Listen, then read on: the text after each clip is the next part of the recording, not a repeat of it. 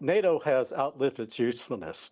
NATO was designed initially during the Cold War as a defensive alliance. It's now become an offensive alliance. We saw it in then Yugoslavia. We saw it in Libya. We're now seeing it in Ukraine. And then and now it's expanded to the Russian border.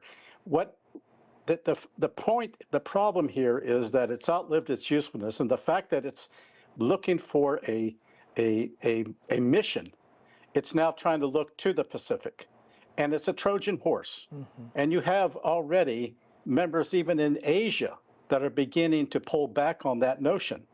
For example, some missiles were taken out of the Philippines because the Philippines said, we don't want them because of China.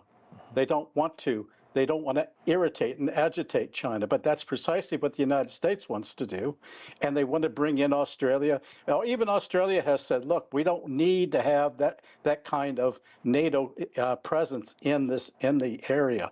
So the question, and they've also, and if you listen to Stoltenberg, he was talking about looking at into the Arctic, into outer space, and then as well as the Pacific.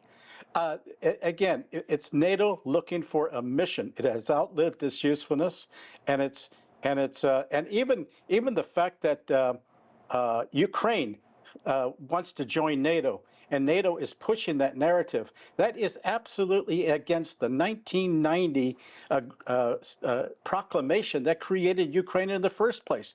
There is a section there that talks about their non-alignment.